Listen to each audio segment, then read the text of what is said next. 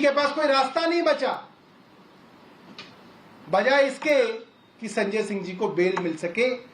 और एक फाइनल बात मैं आपको बता दूं कि जो सेक्शन 45 है पीएमएलए का, जिसकी वजह से अक्सर बेल नहीं मिलती, वो इतना कठिन और क्रूर सेक्शन है। वो सेक्शन में आपको अगर पढ़ के बताऊंगा तो उसके अंदर ये है, the court should be satisfied that the accused is not guilty of the offence. ये ट्विन कंडीशन है।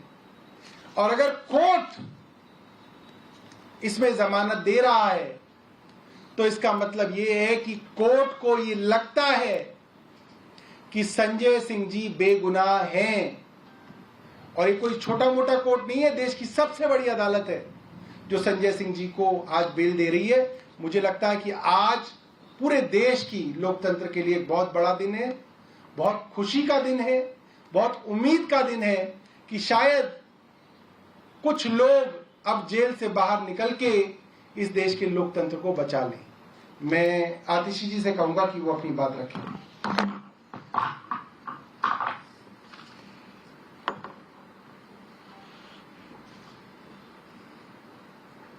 आज संजय सिंह जी की जमानत ने साबित कर दिया कि आखिरकार जीत सत्य की ही होती है।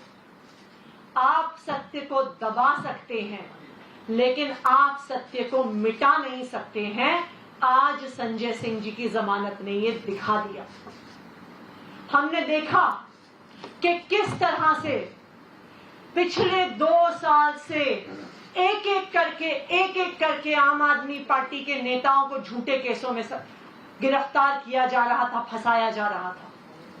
पहले सत्येंद्र जैन जी को जेल में डाला, फिर मनीष सिसोदिया जी को जेल में डाला, फिर संजय सिंह जी को जेल में डाला, फिर अरविंद केजरीवाल जी को गिरफ्तार करके जेल में डाला।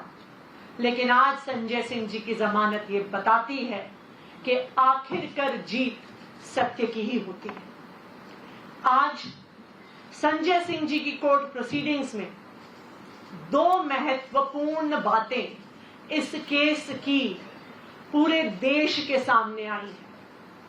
सबसे पहला, जो सुप्रीम कोर्ट ने सवाल पूछा जिसका ईडी के पास कोई जवाब नहीं था कि मनी ट्रेल कहां है। आज इस इन्वेस्टिगेशन को होते हुए 2 साल हो गए।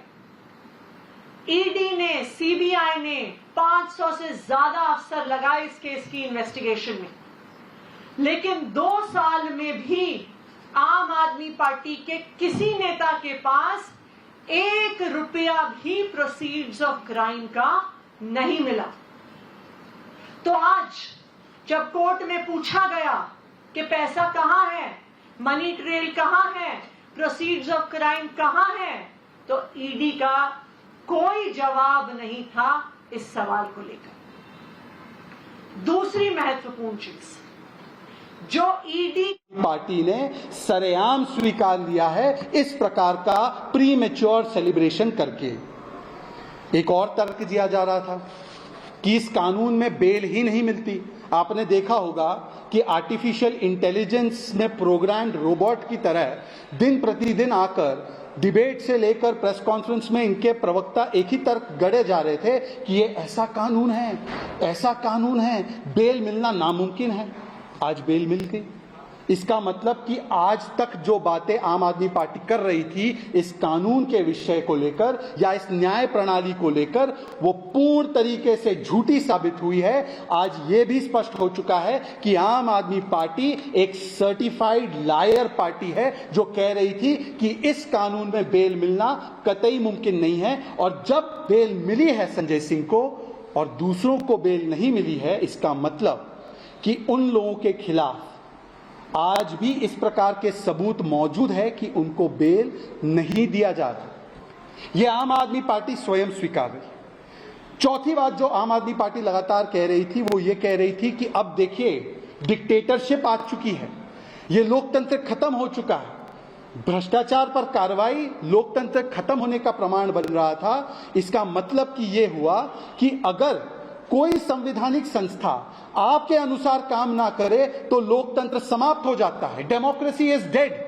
डेमोक्रेसी की ऑबिचुरी लिखना शुरू कर देते हैं इनके और इनके इकोसिस्टम के लोग। और आज जब बेल मिली है, रूटीन ऑर्डिनरी साधारण बेल ईडी के अपोज न करने पर, तब लोकतंत्र बहाल हो चुका है। जुडिशरी फ्री एंड फेयर है। वरना कल तक जुडिशरी पर सवाल, कल तक इलेक्शन कमीशन पर सवाल, कल तक संवैधानिक संस्थाओं के खिलाफ सवाल। आज मैं इस मंच से पूछना चाहता हूं कि जो संवैधानिक संस्थाओं के खिलाफ आपने लगातार बदनाम करने की साजिश रची, एक तरफ पूरे दुनिया में भारत की संवैधानिक संस्थाओं का प्रशंसा और वखान किया जाता है, कहा जाता है कि भारत की संवैधानिक संस्थाएं जिस प्रकार से जिसको भी न्याय देना है न्याय देती है, परंतु आप लोगों ने लगातार ये गलत झूठा प्रोपेगेंडा और नैरेटिव किया था कि संवैधानिक संस्थाएं कुचली जा रही है, संवैधानिक संस्थाएं फ्री एंड फेयर नहीं है। आज मैं आपसे पूछना चाहता हूं कि यदि संवैधानिक संस्थाएं फ्री एंड फेयर नहीं है तो ईडी ने अपोज भी नहीं किया बेल और सुप्रीम कोर्ट ने उसको ऑन रिकॉर्ड